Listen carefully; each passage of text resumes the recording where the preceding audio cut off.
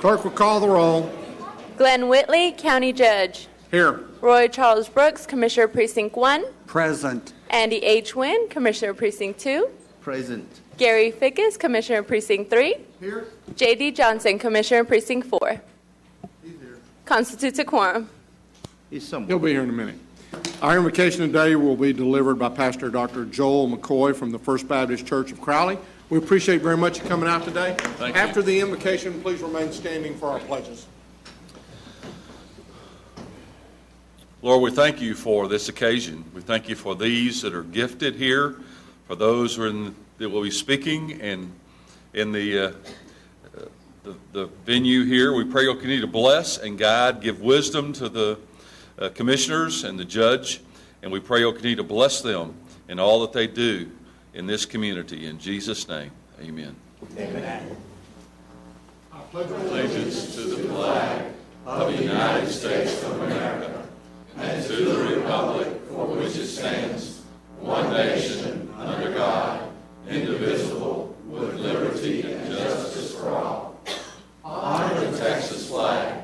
I pledge allegiance to thee, Texas, one state, under God, one and indivisible. There he is. Thank you, Dr. McCoy, for coming out today. Good morning, J.D. Mr. Manius. Thank you, Your Honor. Members of the Court, we have 5 announcements as it relates to the agenda this morning. 5. Yes, it's a long announcement time this morning. We go to the Administrator's Office, item 8A2. This is a compromise settlement agreement. We'll take that up after closed session today.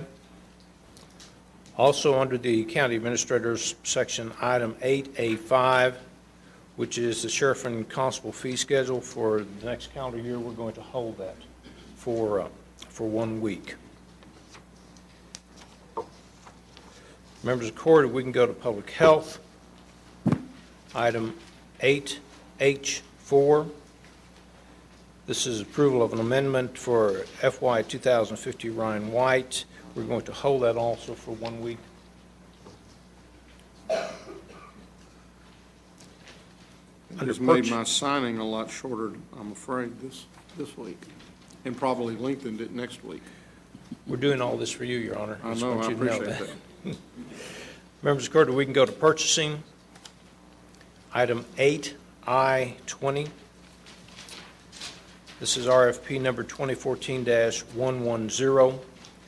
There's a revised court communication in your red folder this morning. The only revision that we made on that was simply we collapsed the 2 funding sources into 1 funding source. And then finally, under purchasing, item 8I24, which is RFQ number 2014-146. We're going to ask that we hold that for 1 week. We need to make some corrections on that, and we will be bringing that back to you next week. Getting all those? Okay, great. Thank you, Your Honor.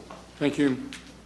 Court members, you have before you the minutes of our regular meeting of August the 25th. Second. We have a motion and a second. Any discussion? Please vote. Motion passes unanimously. We have a couple of proclamations, and then we have our employee recognition. Our first is National Preparedness Month, and I'm going to ask somebody to come. Tanya, in your group, to come forward. That's your group. Here we go. Tanya, Justin, and William are going to come forward. And I'll read it into the record and then come down and present you.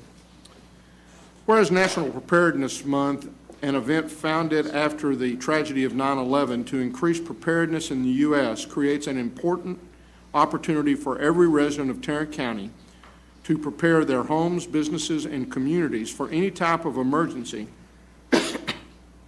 including national disasters and potential terrorist attacks. And whereas investing in the preparedness of ourselves, our families, businesses, and communities can reduce fatalities and economic devastation in our communities and in our nation. And whereas Tarrant County is working closely with its planning and response partners, including municipalities, private organizations, volunteer agencies, community groups, and education providers to increase public activities in preparing for emergencies and to educate individuals on how to take action.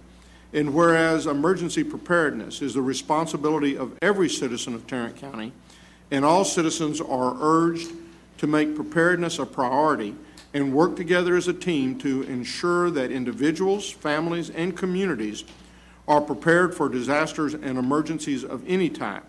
And whereas all citizens of Tarrant County are encouraged to participate in citizen preparedness activities to become more prepared by taking 3 simple steps: get an emergency supply kit, make a plan for what to do in an emergency, and be informed by and identifying sources of information in your community that will be helpful before, during, and after an emergency. Now therefore be it resolved that we, the Commissioners Court of Tarrant County, hereby proclaim September 2015 as National Preparedness Month and encourage all citizens and businesses to develop their own emergency preparedness plan and work together toward creating a more prepared society. In witness whereof, we have hereunder set our hands and caused the seal of Tarrant County to be affixed this first day of September 2015. I'll move its approval. Second. We have a motion and a whole bunch of seconds. Motion passes unanimously. I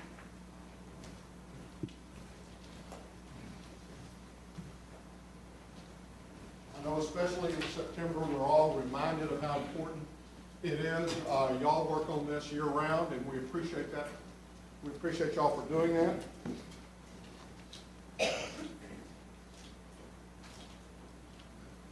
Make any comments y'all like to make?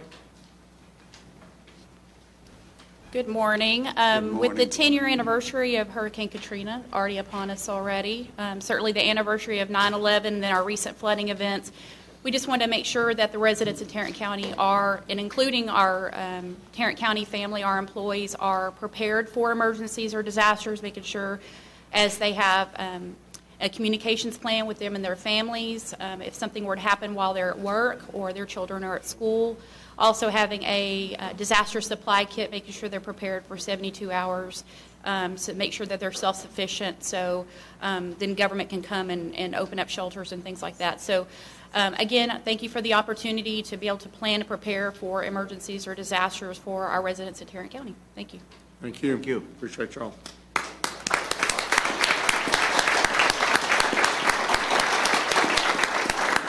The next proclamation for Dr. Day was presented this past weekend, so I'll move its approval for ratification. Second. We have a motion and a second. Please vote. Motion passes unanimously. Now we will have our employee recognition, but prior to getting into that, I want to alert you a little bit. You're going to be getting an email from my office, hopefully today. If not today, maybe tomorrow. And it has to do with our wellness program in the county. You know, we have tried to focus the last couple of years on, through our health assessments, on trying to get people to begin thinking about wellness. And a lot of the literature and a lot of the facts that we see now say that the more we'll focus on wellness, it can really have an effect on our overall health and therefore bring down what our medical costs are from a standpoint of our health insurance. So we've kind of entered, this year we've kind of entered into, we've had a wellness program before. This year our PEBC entered into a wellness program, and it's done through United Healthcare. And there are about 4 or 5 other entities that are in PEBC. There's Dallas, Tarrant, Parker, Denton, and then NTTA. And we're all a part of this, and we've kind of entered into this little competition. And I know how well y'all do in competitions. And in the wellness area, we're dead last. Yep. And there's 2 things we can do that we're really trying to move up to around a 40% participation level. And the 2 things are, one, just go to the UNC or the United Healthcare website and register. Real simple. All you got to do is register. And then the other thing is to take the health assessment under our wellness program. Now, the email I'm going to be sending out will tell you basically how to do that. Now, some of you have done this before or attempted to do it, and we've had a little hiccups on occasion this year as we've tried to. I had a hiccup. I had several hiccups. But I kept after it and finally got registered and finally was able to do my little assessment and actually complete the different things that you have to complete in order to qualify for the $300 that you can earn if you go through the process. So we're going to send out the email. There's a place for you to click on to where you'll go to and you'll be able to register. And then it'll also explain to you how you go into the wellness area and fill out the health assessment. Now, if for whatever reason you get kicked off or you have problems with this website, I want you to put down 2 extensions. 1511, that's Ms. Worthy, stand up. And 1510, Ms. Glenn.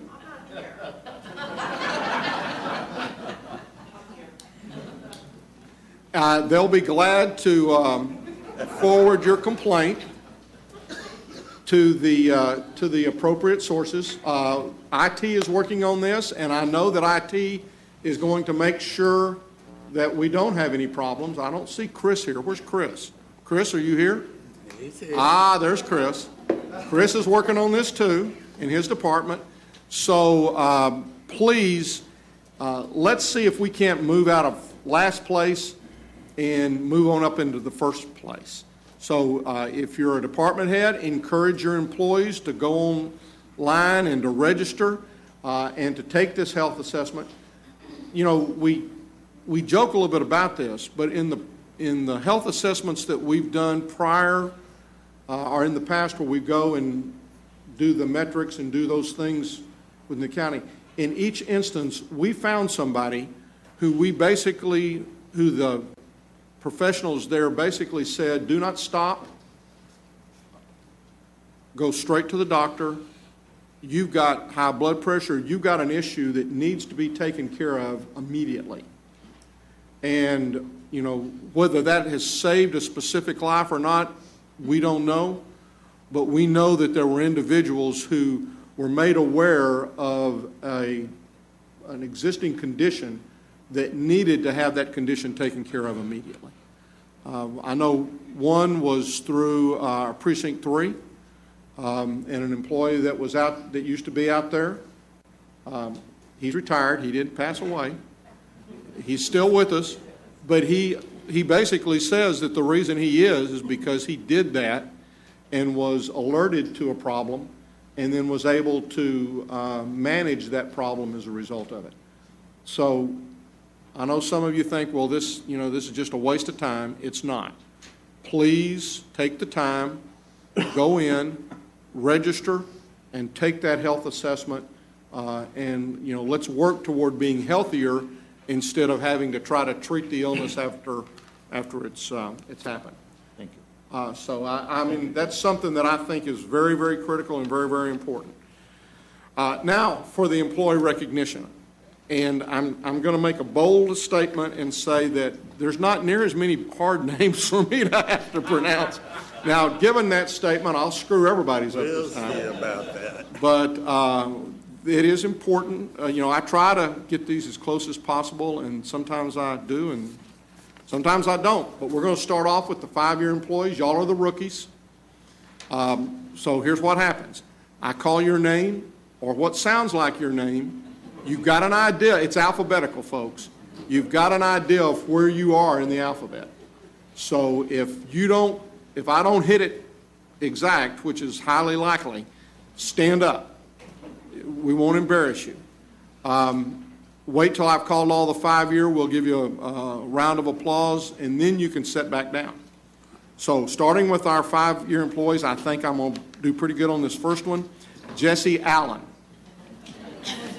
Great. You, Public Health. Eugene Barnett, Sheriff's Office. Brian Harris, Facilities Management. Kevin Harrison, Sheriff's Office. Hilda Manley Felder, Sheriff's Office. Charlotte McWilliams, Domestic Relations. Dorothy Oakford, Public Health. I like to messed it up, didn't I? Harji Scott, Public Health. I did mess that one up, I'll bet. Candace Smallwood, Public Health. Regina Smith, Public Health. It's a big month for public health. James Tillery, Sheriff's Office. Daniel Webb, Information Technology. Let's give these 5-year employees a hand.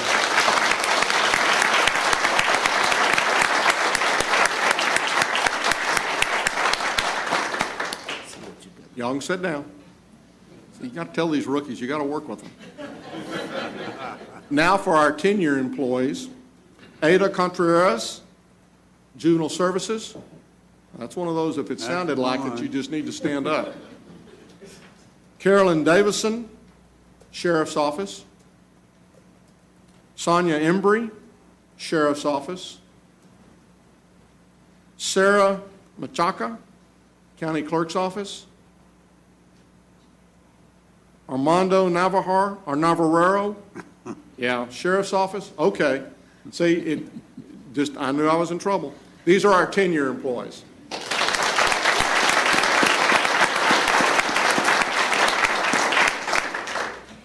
Now for our 15-year employees, Melissa Barbola, Criminal District Attorney's Office. Phineas Bonda, Juvenile Services. Whew.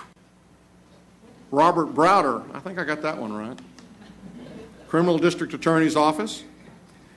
Dan Cheney Jr., Juvenile Services. Yeah. Nancy Barksdale, Public Health. Sherry Crass, Information Technology. Tracy Farmer, Precinct 3. I saw Tracy. There's Tracy. Cedric Jackson, Juvenile Services. Ronald Jones, Juvenile Services. Paula Luganecker, Information Technology. Alyssa Morris, District Clerk's Office. Curtis Patterson, Precinct 3. Curtis is out sick today, Judge. Then that must be Precinct 2 if you're telling me that. Unless Fick has asked you to make that statement. That's Precinct 2. This copy is correct. I just wanted to look at it. It was 3 on mine. It's a 2 right there. Well, I'm sorry. Mine has a different, mine had 3. It did. I promise. James Rizzi, Criminal District Attorney's Office. Yours had 2 also? Mm-hmm. All right, staff. They're all scurrying back there right now. Gloria Ross, Tax Office. Michael Sanders, Precinct 1. Well, Michael's at work. okay. But at least it's Precinct 1 at work. Cheryl Sherwood, Housing. Now, you got to let these folks off to come to these things. Thank you for being here. No, wait a minute. I was just making that statement with regards to the fact that he wouldn't let his come.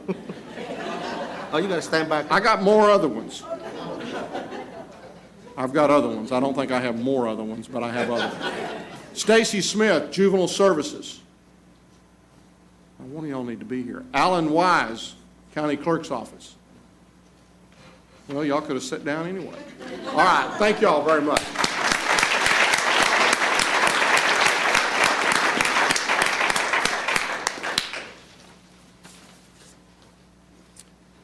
Twenty-year employees. Maria Aguirre, Justice of the Peace, Precinct 4. Nancy Turnage, Public Health. These are our 20-year employees. Thank you.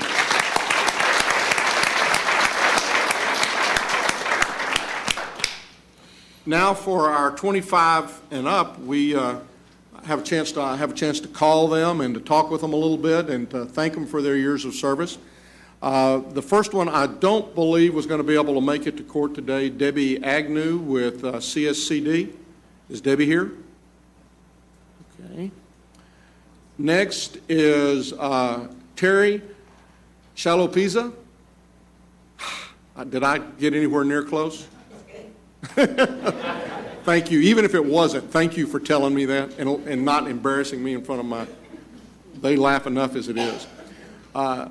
Terry started in CSCD at the Northwest area, and I guess it was you were the Spanish-speaking office at that point in time, then went to Miller Street, and then in 1998 went over to the sex offender area.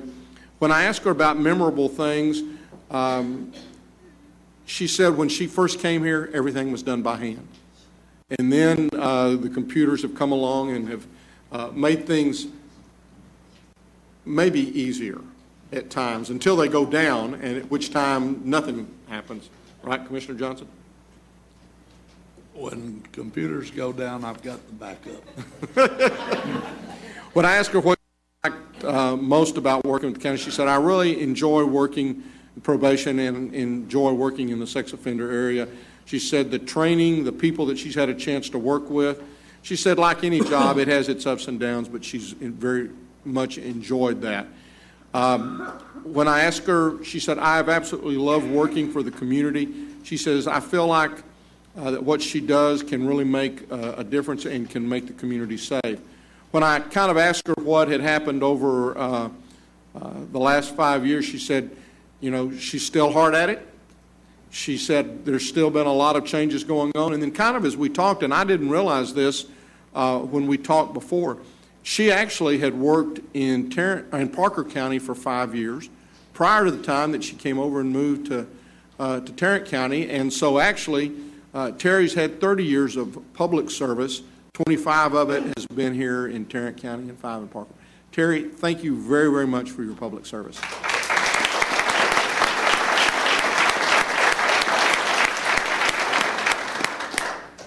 Next is Lieutenant Robert Fowler from the Sheriff's Department.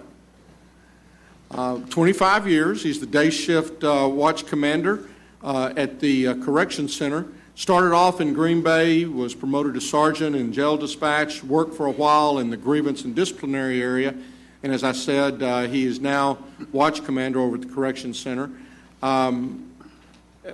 He said most of the memorable moments are not moments that I can repeat. He said the other thing, though, was the folks that he's had a chance to work with over the 25 years that he's been here. He said, I really enjoy the benefits, serving the public, and he said keeping the bad guys locked up. When I asked him about anything else, and you know, we kind of joked a little bit about this, he said, my goal in life is to kind of stay off the radar, to give a good day's work for a good day's pay. And, you know, I recounted, I said that when I went into boot camp, my dad, who had been in the Navy, basically reiterated over and over and over again. He said, you will have had a successful boot camp if on the day that you graduate, your drill sergeant walks up to you and says, who are you? Because if they get to know your name, it is not a pretty deal. When I called to update and see what had kind of occurred over the last 5 years, and I was up making those calls, I think it was Sunday. And when I called, he was out in the front yard, and he answered the phone. I said, do you have a moment? He says, well, right now I'm watching my mower burn up, and I've got a hose on it. And so I said, well, why don't I call you back and talk with you a little bit later on? So we did call back.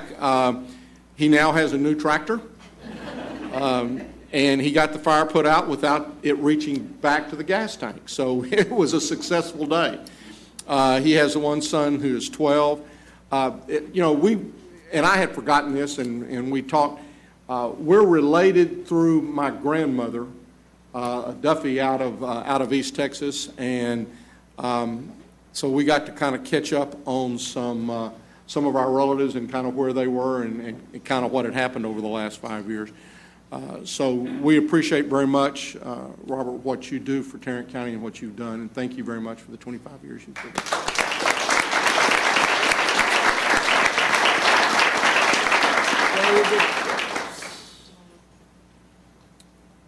Next is Vicki Holmes, CSCD, and I don't think Vicki was going to be able to make it today. She's had 25 years with the county, so if you see Vicki, please tell her how much we appreciate the time that she's given with the county. Next is David Hudson. There's David with the Criminal District Attorney's Office for 25 years. You know, he still looks too young. We've aged him a little bit. Some of that hair almost looks like it's beginning to turn gray. He started out in the misdemeanor area, was in felony for 5 years, and then moved over to the civil division. Memorable moments, he said, were some of the criminal cases that he'd had a chance to handle, also some of the civil cases, and then many of y'all won't recall that I guess it's been 6 or 7 years ago that you showed up and you were the turkey for our Thanksgiving deal. So, you know, he's been a good sport about a bunch of stuff. When I asked him what he liked most, it was the relationships that he had a chance to make over the year. You know, he said that in each area, as he's had a chance to work with the other attorneys, both inside the department but also outside, that it's been good because he's got to know the folks. The defense bar while he was in the criminal area, then as a civil, in the civil section, you really got a chance to meet folks really all over the county. And he said he really appreciates the way the county treats its employees from, you know, in all different areas. When I asked him kind of what had, you know, happened over the last 5 years, he said, you know, it's still just as amazing to me how quickly it's gone by. He said it just seems like, you know, it's only been, you know, yesterday since we started off. Still doing a lot of the same things that he had been doing. You know, oftentimes our attorneys, our folks, really the department heads, our leaders, we are respected. Tarrant County is respected all over the state. David has had a chance to speak on different matters. And again, I think it's because our folks, one, are the reputation of the county is very good around the state and very credible and respected people. And it's because of folks like you, David, that happens. So we appreciate very, very much the 25 years you've given us.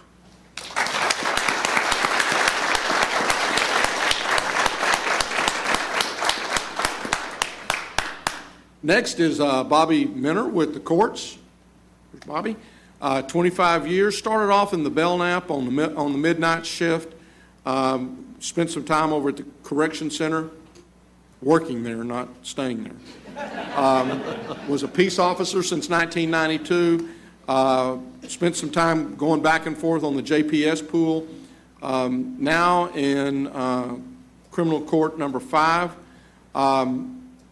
When I asked him what he liked most, he said, again, it was some great friends, lifelong friends that he's made with the county, the training that the county has been able to give him, and also the volunteering for the different things that Ann lines up for us all. And he said, I really appreciate that opportunity. And again, I think that's indicative of so many of y'all who go that second mile, who spend your day in public service, and then go beyond that to spend extra time in helping the community and being a part of that. He said the last 5 years have been relatively calm. He now has a son that's working in the tax office and 2 others that are still in school. So, you know, he's going to be here for a while. And Bobby, we appreciate very much the 25 years you've given us. Thank you.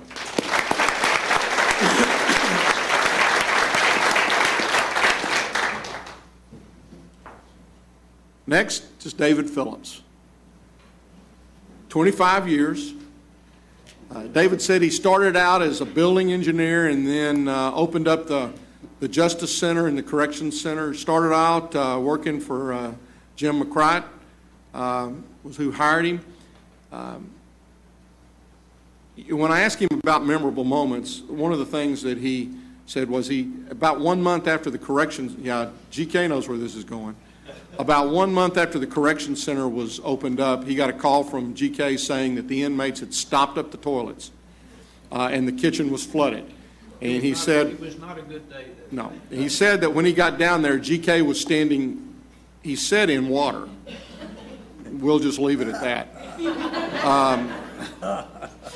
So that was certainly a memorable moment. Also, he said the shootings that occurred, also the measures that were taken after 9/11. When I asked him what he liked most, he said, it was the opportunity to have worked with Jim and then with Gary, the friendships that he'd made, and also just being a part of the history of the county, the new buildings, the clock tower, the folks that he's had a chance to work with. If you just look at what's occurred over the last 5 years, and we were kind of going back and thinking about this, the crime lab, the maximum security jail, the new civil courts building, the old courthouse, the tearing down of that monstrosity that was next door to it. There's a lot to be proud of in the facilities that we have. And he was very quick to say how proud he was of his staff and the job that they do in making this in making our facilities something to be proud of. I was, in fact, I was at church Sunday, and this, I'm going to get in trouble for this. Never stopped you before, Judge. This lady who normally is not the most optimistic person about things stopped me and said, I want to talk to you about something. And I thought, this is not going to be a good conversation. And she said, I went down and got my vehicles registered the other day. And she said, I went into that Northeast Sub Courthouse, and she said, that is the prettiest building I think I've ever seen. Now, she hadn't been in yours. She hadn't been to mine. Nor in any of y'all's. But she made the point of what a great job that facility looked at, and how pleased she was by that. I think it just speaks again to everybody's pride in what they do and in the job that they do. They have great attitudes, and they make a difference. David has a 13-year-old son who's growing up way too quickly, I'm sure. He said, the county has been very good to me, and I have been very pleased to have had the opportunity to work here. David, we appreciate very much the 25 years you've given us, and the building.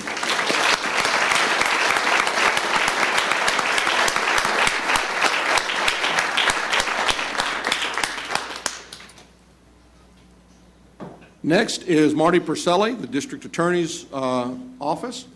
He was chief of the computer crimes area. He's now the chief of special victims, which includes children and includes senior adults. He's also very active in the prosecutor program, which I'm going to pause there for a second because that's going live next Tuesday, I think. Actually, Friday. This Friday at 5 o'clock. But I think there may be a few people working over the weekend to make sure that everything is happening. And so first off, I want to thank everyone who may be working over the weekend to make this happen. Am I just now telling you that he may not be at home over the weekend? Sorry about that. Maybe not. Maybe he's going to have it. Everything's going to go so well on Friday that nobody's going to have to work the weekend. When I asked him memorable moments, he was basically saying he remembered the shootings. He also remembered the training for the 9/11. When I asked him what he liked most, it was the challenges of the job. He said, as time's gone by, the criminals have gotten a lot more sophisticated. And I know that's got to be true, certainly in the computer area. But he said, I really enjoy the opportunity of catching and putting the criminals away. He said the people he's had a chance to work with has really made his job feel like home. When he started, he said, Tim asked him if he could give him 3 years. And he thought that was a long time. He never imagined that he would be here for 25 years. Kind of looking at again, what's happened over the last 5 years. He said that they've just, streamed by. His son's graduated. His son is there's a lot of health care in your family. His son graduated from Combat Medic School in San Antonio, I believe, just this past weekend or Friday. And so he's going to be jumping out of planes or helicopters. His daughter I said draws blood because I couldn't spell phlebotomy or whatever that thing is. Phlebotomy? Yeah. I mean, they take blood from me regularly, but I can't pronounce at Med Plaza. His wife, who I believe is with you today, please stand, is a registered nurse in cardiac rehab facility. It's the new THR facility out at Willow Park. We appreciate very much your support of him. His dad was a Fort Worth policeman, and his brother actually is one now, Marty said. And then also his uncle, Roger Lyon, was city manager at Fort Worth and at Northwestern Hills. So there's a lot of public service and a lot of just working for people in that family. Marty, thank you very much for all the years of service, and thank your family for everything that they've done.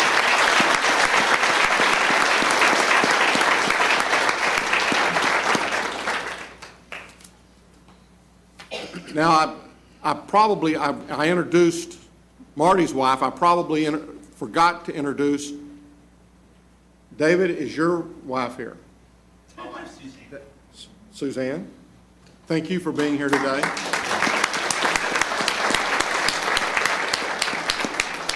What other spouses have I missed? This is your opportunity. Stand up. All right. Next is Sherry Shokotz. Is it close? You're impressed, aren't you? No, I think it's Kotz. Precinct 4. She couldn't make it today. She's working also, Roy. Well, we know who the bah humbugs are around here. Please thank Sherry for her 25 years of service. She just had her first grandbaby, a little boy, and she's pretty excited about that, as I know we all are very excited about our grandchildren. I had one. Been back 2 weeks ago. They're pretty neat. They're pretty neat. Next is Janet Grant, District Attorney's Office. There's Janet. 30 years. 30 years of service. She wasn't sure she was going to be here because she had prosecutor training this morning. I had the wrong date. It's tomorrow. It's tomorrow. Well, that's good. I'm glad. Now, you heard everybody said it's going to go off real well. Chris? The prosecutor, we got to get it ready to go. Started in the DA's office as a file clerk in the hot checks area. She's now in the intake, still in the intake department, but working very diligently right now on the prosecutor, and got her fingers crossed that everything's going to work out and it's all going to come up and work. And GK is too, on Friday as well as next week. She said the time has really passed by quickly. She never thought she'd be here this long. Just seemed like yesterday.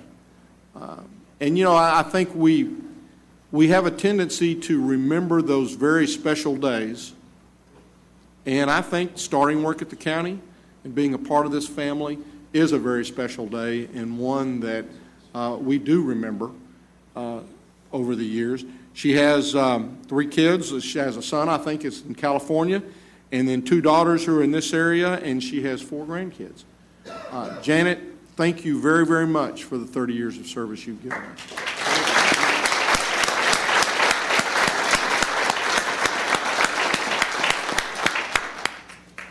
Last is Hope Harris, who works in the Juvenile Services Detention Facility, and I don't think Hope was going to be able to make it today, So for those of y'all who have a chance to see her, please thank her for her 30 years of service for Tarrant County. That's the end. That comes to a total of 605 years of service.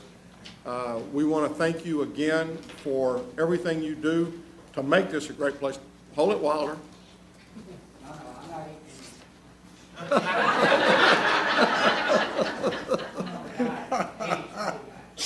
80-20? That just means you eat 80% of whatever they put in front of you? I'm good 80% of the time, 20% of the time not. Well, that's why I'm calling you right now to hold off. I'm going to try to keep you from that going back there. Turn around.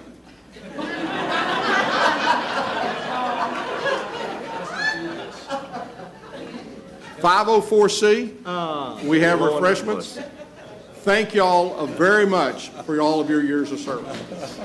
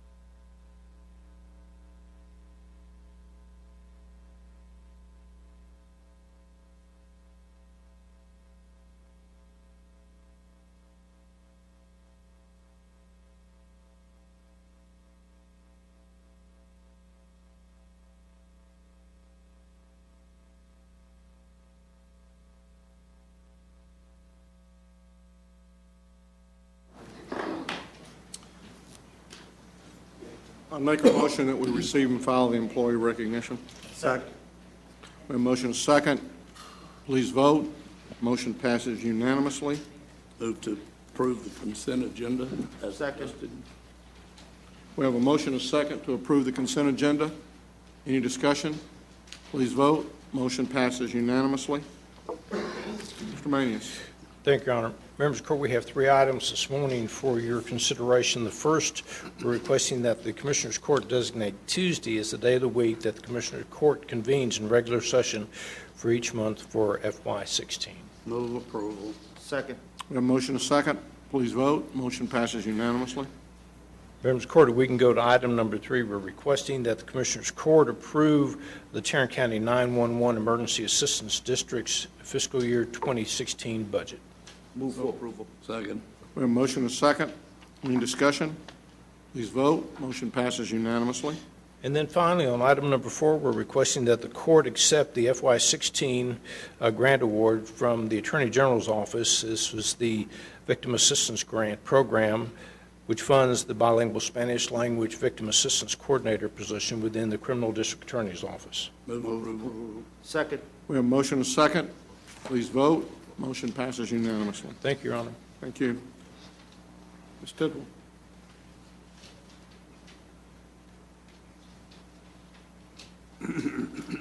We have one item that we're asking the court to consider this morning, and that is to receive and file the Tarrant County financial statements for the 10 months ended July 31st, 2015. Move approval. Second. We have a motion and a second. Any discussion? Please vote. Motion passes unanimously. Ms. Glint? Nope. Ms. Worthy? Good morning. Good morning. Morning. Our first item is to request that you receive and file the personnel agenda. So move. Second. We have a motion and a second. Any discussion? Please vote. Motion passes unanimously. Our second item is to request approval of a change to the table of organization to add 3 new project positions to the county clerk's office. This will be funded out of the Records Preservation and Automation Filing Fund. Easy for me to say. And it will be approximately $151,000. Move approval. Second. We have a motion and a second. Please vote. Motion passes unanimously.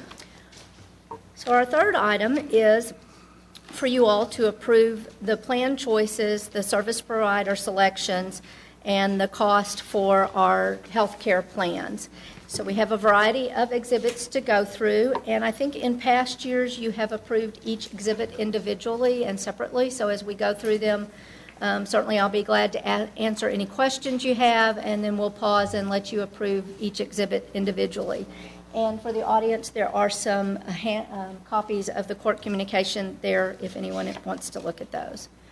So our first exhibit is Exhibit A, and this is covering the medical plans, and all of these do go into effect on January 1st, 2016, which is our plan year for our benefit changes. And these changes are expected to generate some savings both for the PPO and the HDP plan. And in many cases, some of the changes are getting the PPO plan and the HDP plan to mirror up. So our first change to the PPO, which is number 1 on Exhibit A, is for emergency room copays. And this is. Let me interrupt you for Yes, just a sir. second. I'm just kind of making an kind of an umbrella type comment is, a lot of what you're seeing here is, again, our attempt to avoid, to whatever degree possible, this Cadillac tax that goes into play in 2018. When we first were made aware of the Cadillac tax, the estimate that our consultants gave us with regards to what we were going to have to pay was about $5 million a year. That number is now, in taking into account these changes as well as other changes that we've made over the last couple of years, we've now got that number down to, I believe the last time we saw it, I believe it was a little under $1 million. So we are making good progress toward hitting that goal. And so that's, again, why each year you see us tweaking and making changes to the plan itself. This round of these changes that you're looking at here are something that are a change in the benefits area. Tell me if I'm correct. and are something that all the counties and the NTTA, we all have to agree upon that.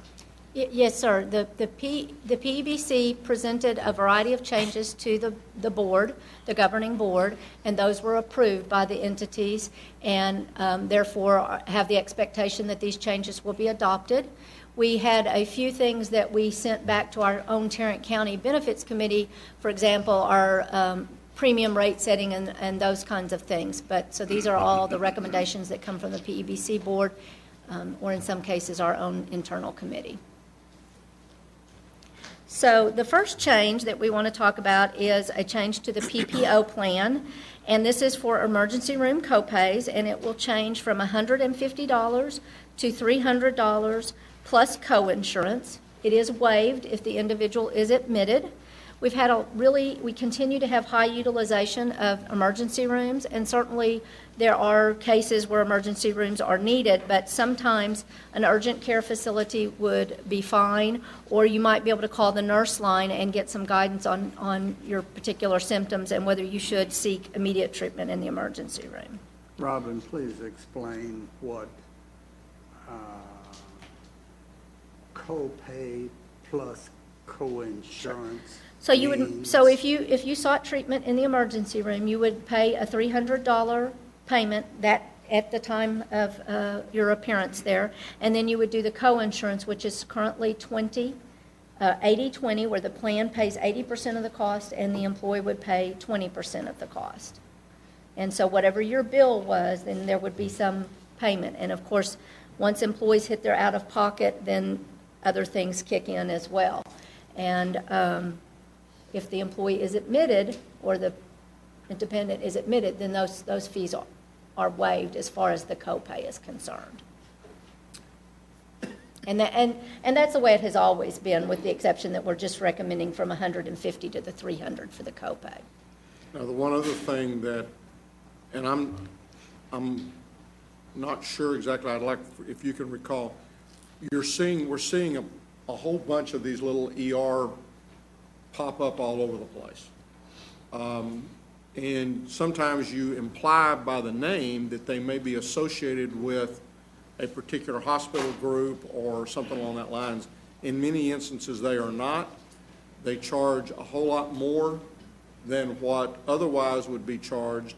And so it really is going to be incumbent upon our employees to try to recognize that difference because it's...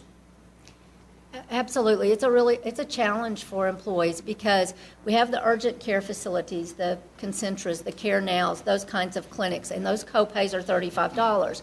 Then you have those standalone emergency rooms that may or may not be associated with a hospital, and then of course you have your full-service hospital emergency rooms.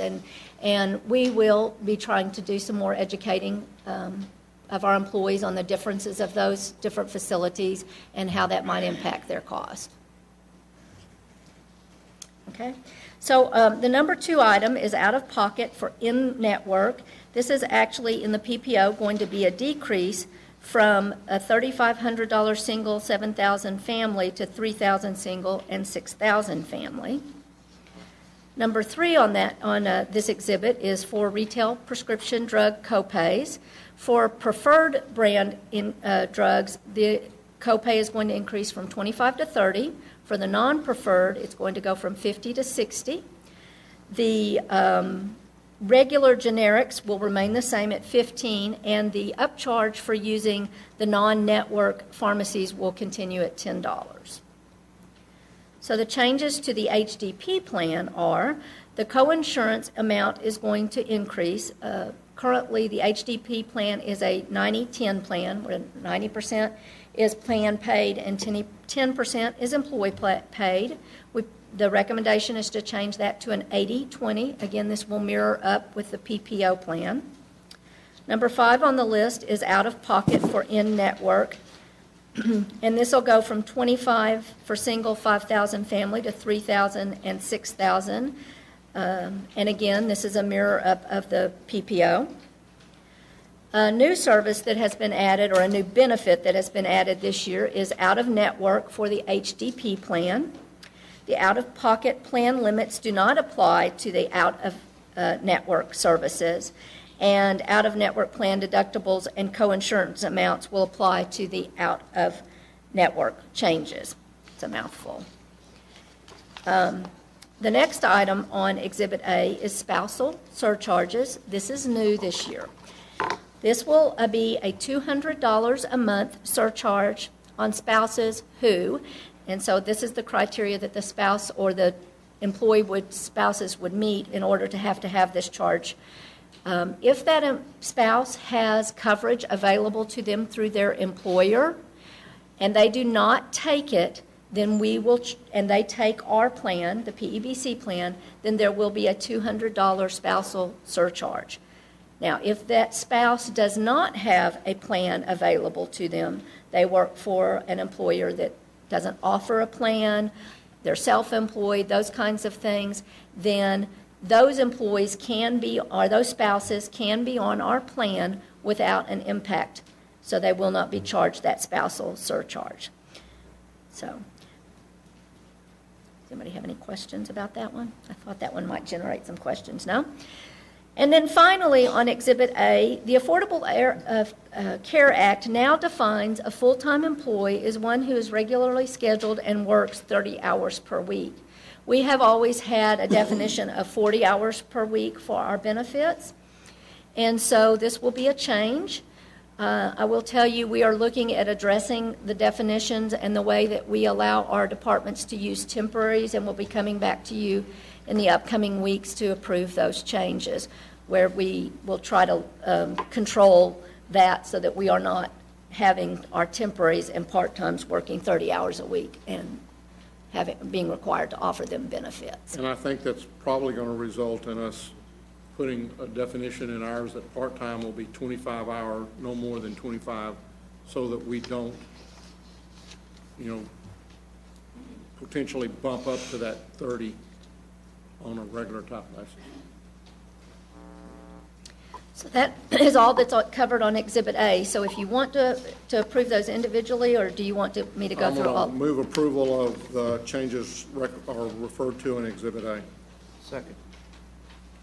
We have a motion, a second. Any discussion? Please vote. Motion passes unanimously. Our next exhibit is Exhibit B1, and this is our service providers and monthly fees. Most of our costs have remained the same.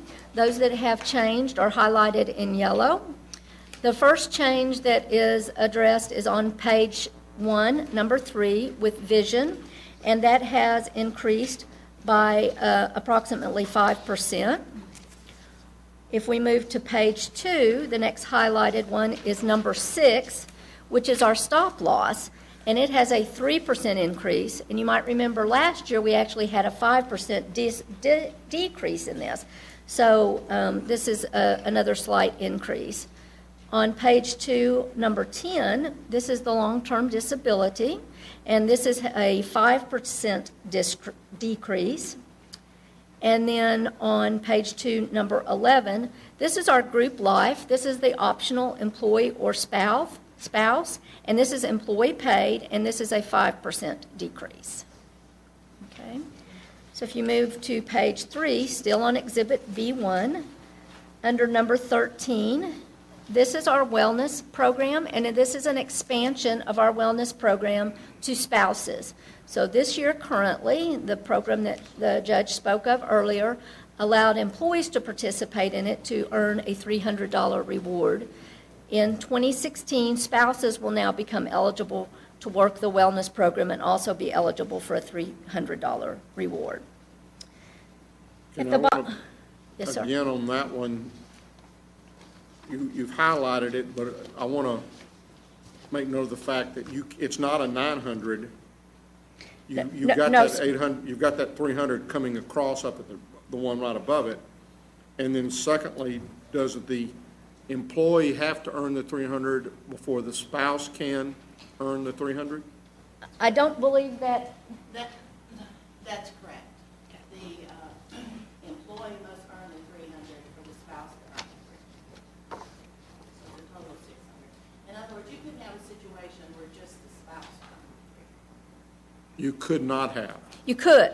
No, could not. I Okay. think you have to, the employee has to earn the 300 in order for the spouse to be able to earn the 300. Correct, correct. And Judge, that's why I displayed it on there, that 300 for this year would go across to next year for just the employee, if it's only the employee scenario. And then the line that's highlighted will be a situation where both the employee and the spouse earned the 300 for a total of 6. So at the bottom of page 3, number 14, this is our retiree Medicare-based, and these are our fully insured programs, and they address both the Medicare Advantage and the 2 senior supplement plans, one with drug plan and one without, and then those add-on for those individuals that have non-Medicare eligible dependents.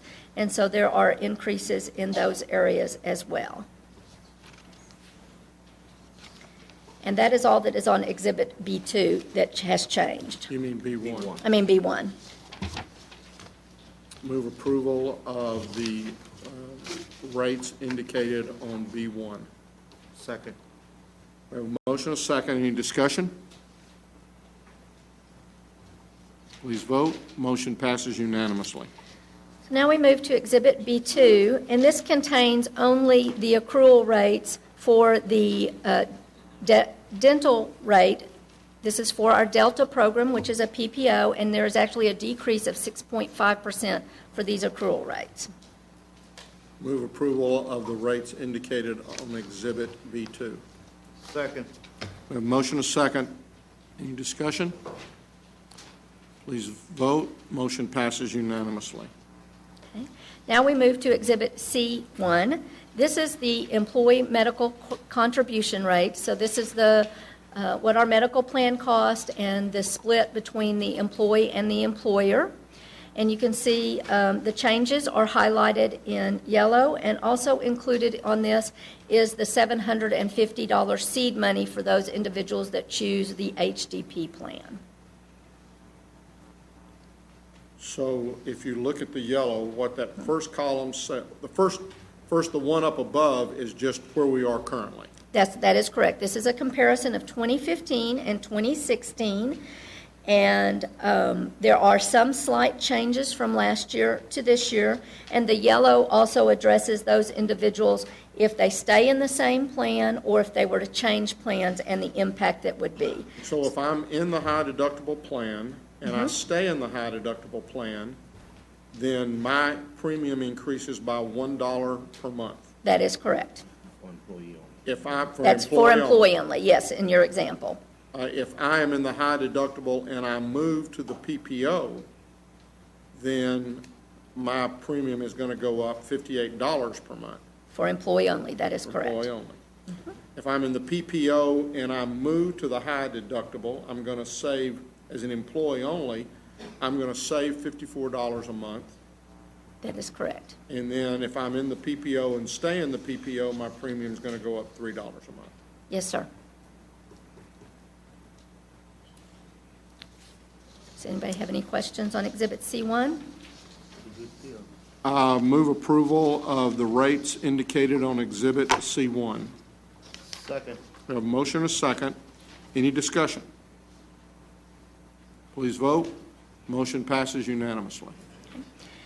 Exhibit C2, this is what we call our matrix group. These are the pre-65 retirees. You might remember that this matrix is based on years of service, so based on the years of service that the individual has when they retire impacts what they pay for their insurance and how the county subsidizes this. This is it is determined how these rates are set. It's the active rate plus 27%. And you will see comparisons from 2015 to 2016 outlined on this. So, for example, for those that are 25-year employees, if it's the retiree only and they're in the HDP plan and going to the PPO plan, there will be a 0% change. And if they stay in the HDP plan, there would be a 12% increase. $12. $12. Sorry. I'm having trouble today. So the important thing here is to remember that this is the one where we said the percentage of the premium that the county is going to pay is going to be based upon the number of years of service that you had with Tarrant County. Again, if you look in that yellow box, that explains the increase in the monthly premiums for each one of those categories. Now, some of those look pretty big. So the thing that I would call to your attention is go back over and look at the second column from the left that's headed up 6/115 census. And that tells you whether or not there's anybody in that particular category. And you notice that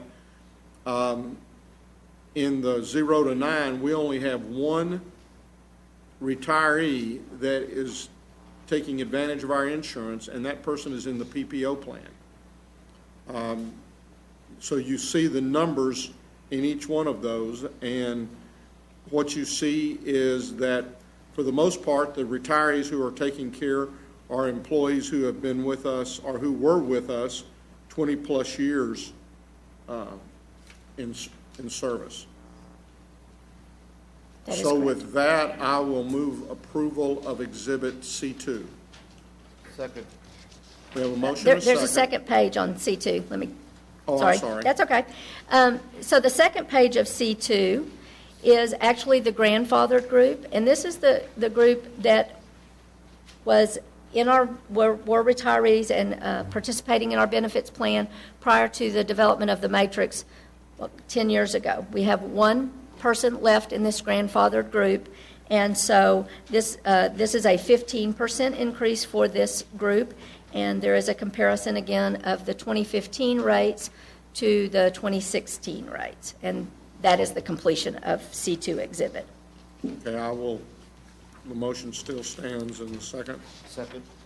So are there any questions or discussion at this time on Exhibit C2? Please vote. Motion passes unanimously. Okay. Now we come to Exhibit C3. This is our fully insured premiums. This is the Medicare retiree contribution.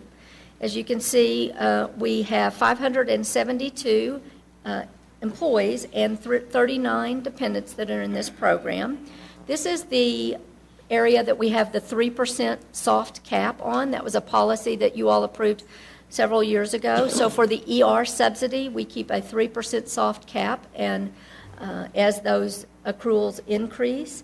And this was done to address some of our GASB issues, and I'll be glad to try to answer any questions you might have.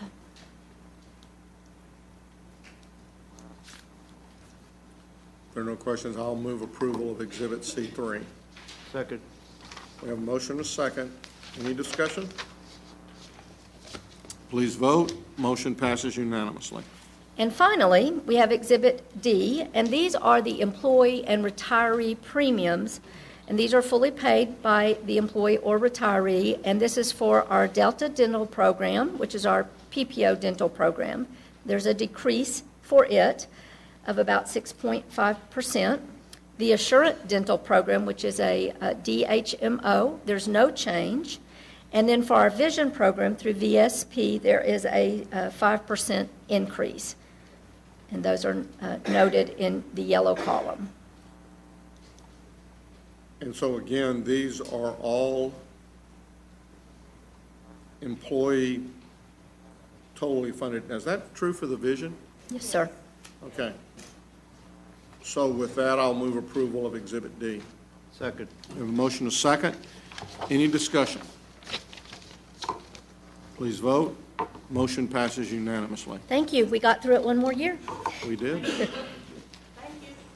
Thank y'all. Thank you. Thank you for, and I want to thank not only HR, but there's a group that gets together to kind of hash this out, and I want to thank everybody for their efforts and for their time that they spend with that.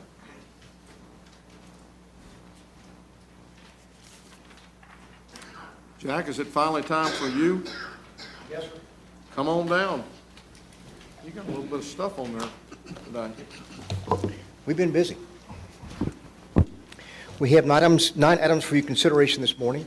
Our first item is a bid award recommendation for bid RFP 2015-150. It's an ESP platform implementation for the Public Health Department. Our recommendation would be toward the Commonwealth Informatics Incorporated, the amount of $133,100. If approved, we're seeking contract approval from the court. Move for approval. Second. We have a motion and a second. Any discussion? Please vote. Motion passes unanimously. Our number 2 item is also a bid award recommendation for RFP 2015-151. This is an RFP for a juvenile assessment system. Our recommendation would be toward the Noble Software Group, amount of $49,731. Again, we're seeking contract approval if the court chooses to approve this. Move for approval. Second. We have a motion and a second. Any discussion? Please vote. Motion passes unanimously. Number 3 item, again, is another bid award recommendation for bid 2015-163. It's an annual contract for various in-house urine and saliva, drug, and alcohol test supplies for CSCD and Juvenile Services. Our recommendation would be toward a per enterprise basis, according to the primary, secondary vendors meeting all specifications. Move approval. Second. We have a motion and a second. Any discussion? Please vote. Motion passes unanimously.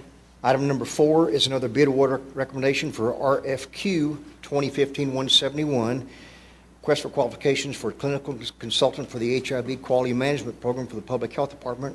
Recommendation would be toward the Germain and Company, amount of $30,000. Again, we're seeking contract approval if this item is approved. Move approval. Second. We have a motion and a second. Any discussion? Please vote. Motion passes unanimously. Item number 5 is another bid award recommendation for bid 2015-171. This is a bid for the purchase of furniture for the Tarrant County Information Technology Customer Care Center. Recommendation would be toward the low bidder, Interior Resources, on a per enterprise basis. Move approval. Second. We have a motion and a second. Any discussion? Please vote. Motion passes unanimously. Item number 6 is another bid award. Just a question. On that last one, you said 2015-171? 174. 174. Okay. Thank you. Okay. Item number 6, again, is a bid award recommendation for bid 2015-179. It's a bid for the purchase of Fidelis cybersecurity data loss protection appliances and maintenance for information technology. Recommendation be toward a company called Red Leg, the amount of $79,388.88. Move for approval. Second. We have a motion and a second. Red leg. Any indication? Please vote. Motion passes unanimously. Item number 7 is also a bid award recommendation for bid 2015-181. It's an annual contract for custom file folders for the county clerk's office. Recommendation would be to award on a per enterprise basis, awarding to the primary, secondary, and alternate vendors as shown in the court communication. Move approval. Second. We have a motion and a second. Any discussion? Please vote. Motion passes unanimously. Item number 8, again, is a bid award recommendation for bid 2015-185. It's an annual contract for pre-employment polygraph services for the Sheriff's Department. Recommendation be to award on a per enterprise basis, selecting as our primary vendor a company called IQM, our secondary vendor, Behavioral Measures and Forensic Services Southwest Incorporated. Move approval. Second. We have a motion and a second. Any discussion? Please vote.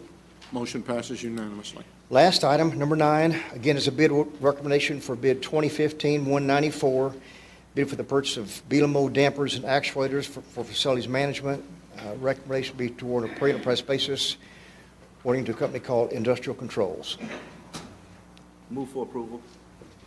Second. We have a motion and a second. Any discussion? Please vote. Motion passes unanimously. Go Hogs. Thank you. We just hope they go far, far away. Commissioner Fickus, I believe you have an interlocal agreement? We have a project off Taylor. Move for approval, but just for point of information, I think we've got the word Katy misspelled in this. There is no E, K-A-T-Y. Okay. So, we misspelled it a couple times in here. Move for approval. Second. Interlocal. We have a motion and a second. Any discussion? Please vote. Motion passes unanimously. Are there any appointments today? There being none, then you have before you the claims, including the addendum. Move approval of the claims, including the addendum. Second. We have a motion and a second to approve the claims, including the addendum. Please vote. Motion passes unanimously. Briefing items, Mr. Maynes? Thank you, Your Honor. Members of the Court, we have one briefing item. This is a continuation of the budget process. Mr. Snyder is here to address the court.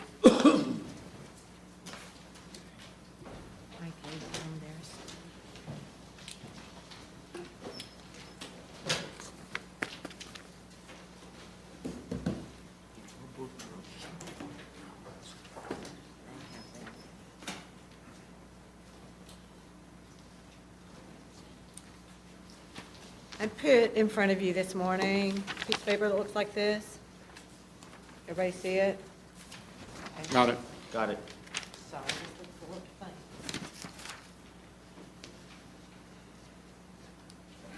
We have a few pending issues that we left for the budget hearings a couple of weeks ago with. And you can see I have them broken up into groups here, one that is for your consideration and one that, a group that we are clearly recommending. But these are not all of the pending issues. To my knowledge, unless you can think of something. I can indeed. Okay. The additional deputy for Constable Precinct 8 is not on this list. Okay. Okay. Additional deputy without a vehicle Without a vehicle. would cost in the neighborhood of $71,500. We did put that on the pending list. Okay. Some of us did. Okay, you're going to have to refresh well, let's deal with these in a couple of ways. If there's no, you're recommending the items 4 through 7. 4 through 7, yes, sir. And let me mention let me mention one thing on the bottom list right quick. I had a meeting late last week with Guardianship Services. You may know that they are a nonprofit organization that we contract with to handle a fair number of guardianships out of probate courts. There was a Senate Bill 1882, I believe it was, that was passed during this last legislative session that established what they call a Ward's Bill of Rights that will have a direct impact on guardianship services. So late in the game, they changed their ask from the county from $650,000 to $700,000. We do clearly see that obviously the guardianship world is something that continues to grow and burdens not only the probate courts, organizations like this, but the county clerk's office. We can clearly see that it will cause them to add staff. So looking through the 3 sources of funds that we have available for guardianship services, we look like we're short about $30,000 to meet that $700,000 request. 700 or 750? I think it's $700,000. I thought you said 750. $700,000. They asked for $650 originally. I did take a look at their staffing patterns and kind of tried to apply to their staffing levels what county salaries may be, because in other urban counties are providing this service themselves. I can tell you paying them $700,000 was to our benefit. Okay, so to that end, so tell me where you're going with it. I mean, are you recommending then, in addition to the 4 through 7, that there be a number 8 on there? No, I'm just trying to explain to you the guardianship services request there that's shown at number 6. Okay, so that's adding 30, but you said you needed 700, so there's 20. There was already 6. There's 3 sources of funds that we use to pay GSI. So with the 215s, you get us to 700? Correct. Okay. So I guess what I would ask is the court of a mind, at least right now, to first recommend items 4 through 7, that we pass the recommendation of the budget office? Second. That was a motion, by the That was way. a motion. So now it's a second. Any discussion? Please vote. Motion passes unanimously. So now let's go back up and let's talk about 1 through 3, and then let's add the fourth, or the 3A, 3B, 3A. that deals with the Deputy Constable Precinct 8. So why don't you just start off with 1, and let's go down the list. And The Sheriff's Department, during his presentation, during the budget hearings, made an appeal or a request, which was not included in their original budget. So, for 1 Sheriff's Department deputy for patrol, and the consideration was to allow it for 6 months. Part of his presentation was that you are all aware of the growing needs within the unincorporated area. Personally, I can't really see that adding 1 would be of that overall benefit, even though we do have extremely generous time off policies. So it would help fill a gap for when other patrol officers are off. I suspect that. Approval for item number 1. Second. we have a motion and a second to approve item number 1. Yeah, and I guess what I think the sheriff was saying is that he felt like there was going to be a need for more, and that by adding them somewhat gradually, then that wouldn't be a big. I do believe that that's what you'll see in the future. Please vote. Motion passes unanimously. Number 2 is the sheriff's comment, and I'm just going to say it was a comment. I went back and listened to the tape a little bit, but about there was a complaint from someone who was entering the Tom Vandergrift Civil Courts building because we were only operating one of the doors. We are still not recommending that we staff both doors. We discussed the situation with Judge Evans, who's been a leader in the opening of that building. And he recognizes the fact that you can't staff up for every situation.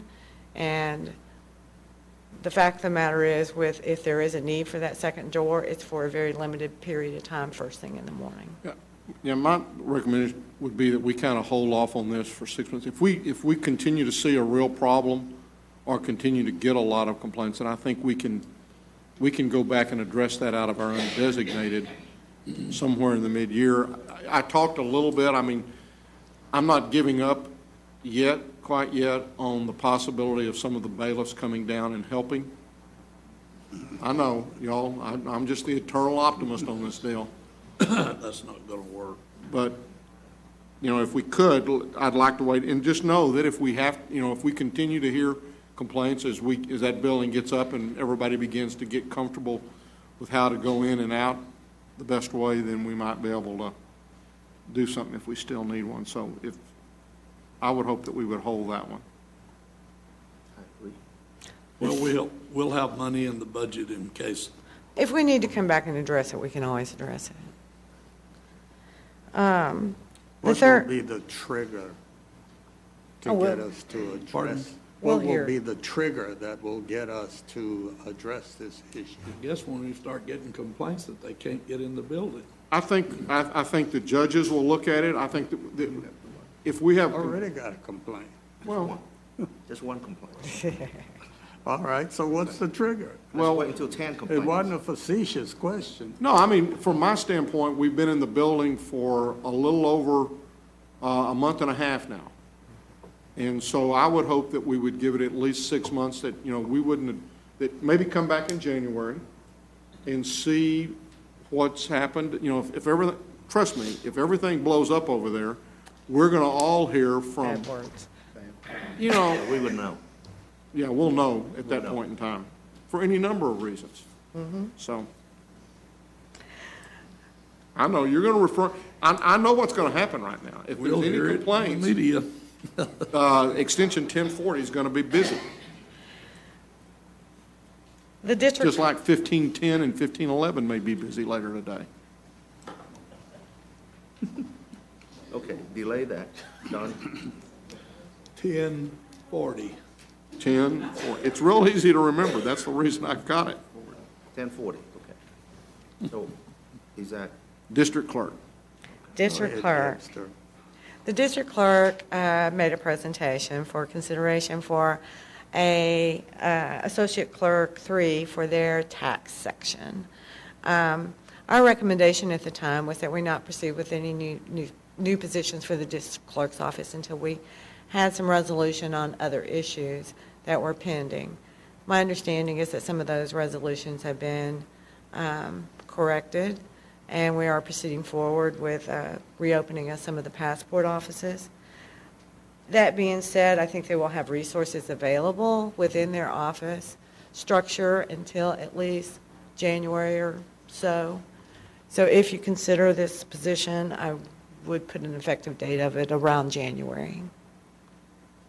And just another comment, some of the need behind this new position, and just want to make sure everybody's clear. A few years ago, we changed the process of how we handled tax suits within the civil courts themselves. They were all handled by one court, and they made a conscientious decision to spread them out amongst the courts. And that process change also has added some complexity to the processing of the district clerk's office. Oh, well, I should have known he was close. If I may add one new piece of information, I just got the resignation yesterday of my lead clerk in the tax court, going to work for one of our tax attorneys. That's really putting us up against it. We really need some help here. Filings have doubled, transactions have doubled in round figures. I have my manager over several sections, but over the tax section here today with the actual figures, if you'd like to hear them. And I respectfully request that you add this position into my budget for the coming year. What's the grade for that clerk? 16. No, the one that just resigned? Yes. Oh, and this is a 15, but it's a 16 that's resigned, and we don't have anybody that's just ready to jump in the chair, but we're working on that. But we need the extra help anyway before the 16 turned in her resignation yesterday. Is it effective immediately, or? She gave us 2 weeks. 2 weeks. I'll Week move from Friday. approval. Sir. I'll move approval. Second. We have a motion and a second. Any discussion? Please vote. Motion passes unanimously. Now, What was the effective? effective date. I think this The number. 47,000 that you've got in there, what does that represent? I think that represents, I don't see Helen in the room. I'm pretty sure that represents November. I think all of these are contemplated for the November beginning of 1st? the fiscal year. November, No, it'd be November 1st is when most of them, yeah. All right, Yes, sir. okay, whatever. November or October? November. Most of them are, when we set for new positions, most of those new positions are given a higher date of November the 1st because they're not authorized until Okay. October, and we just All figure right, it's so going we to can go take. ahead and post an interview, right? Sure. Yeah, we just can't hire them effective till November 1st. Okay. Correct. I say I already knew that, Okay, so now let's talk about this Deputy Constable 8.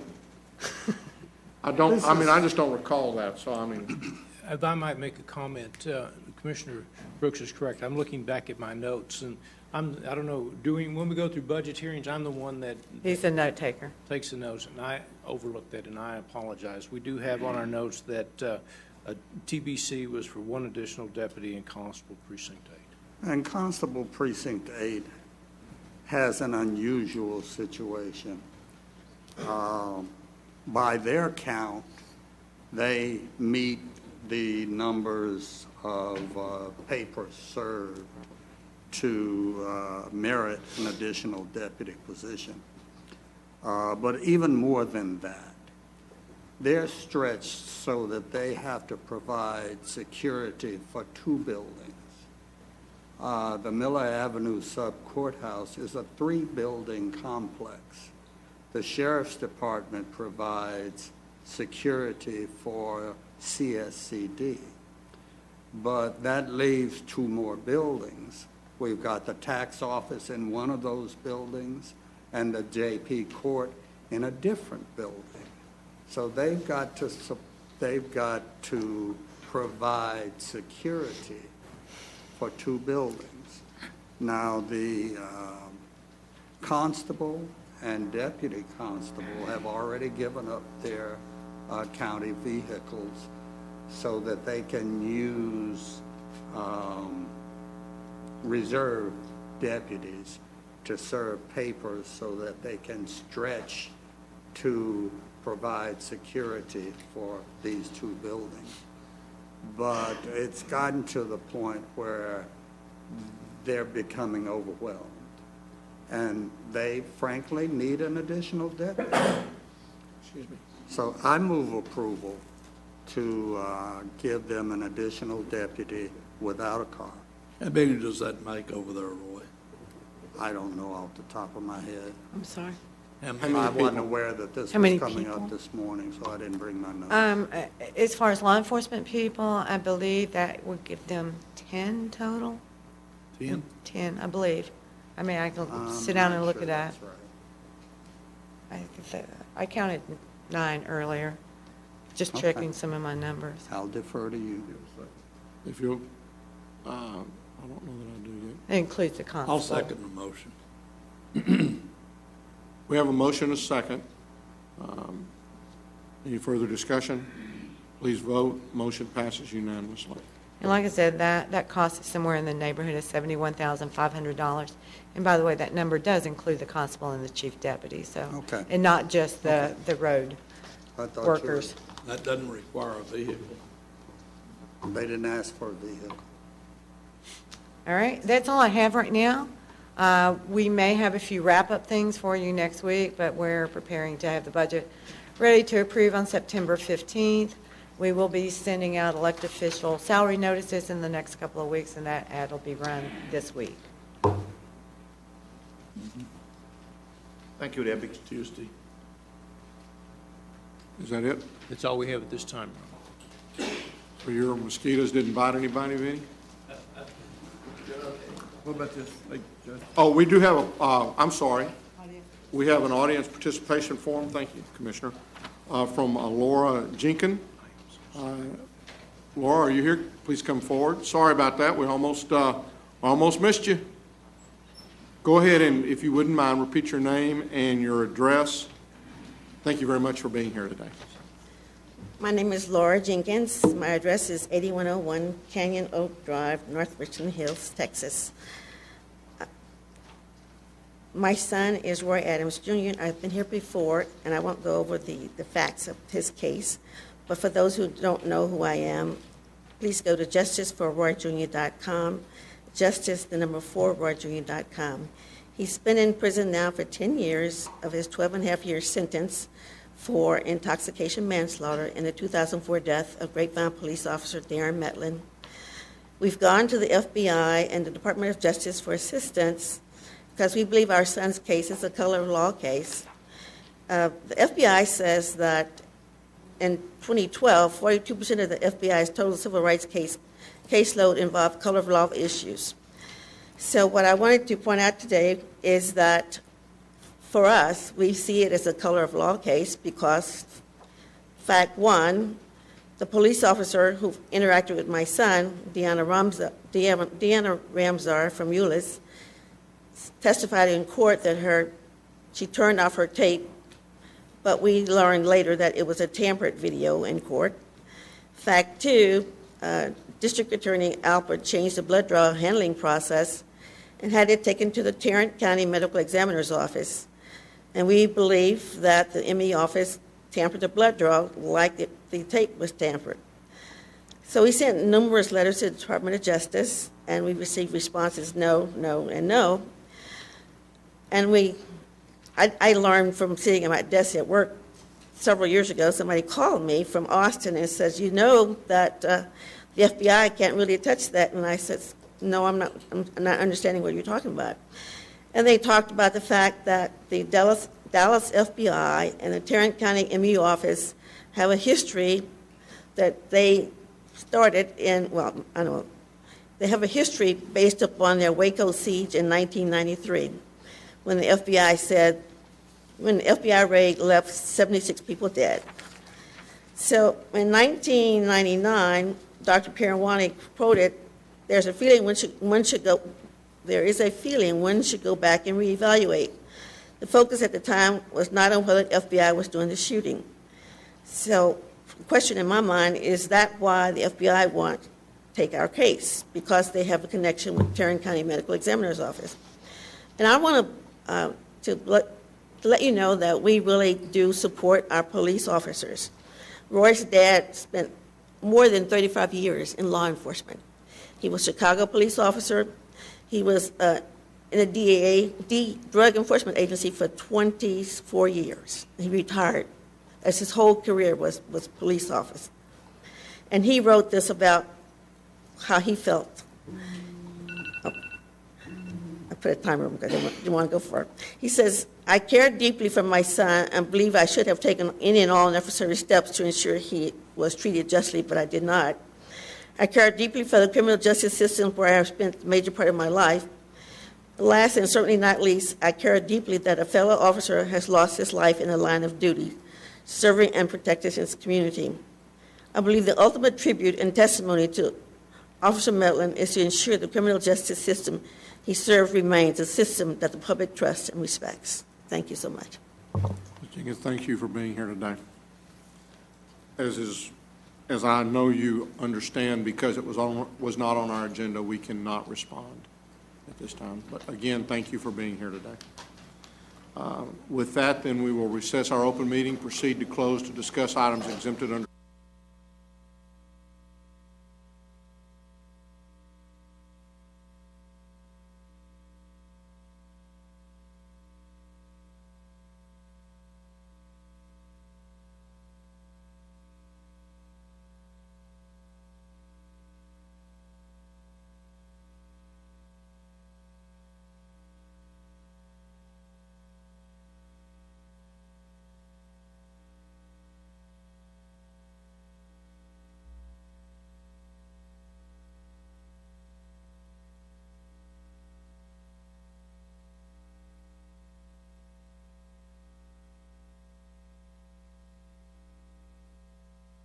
on September the 15th. This ribbon cutting.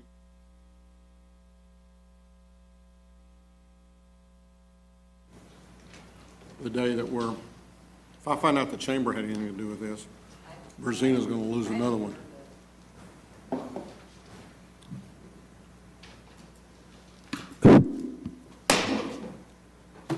Having returned from our closed session, we will now address the following matter.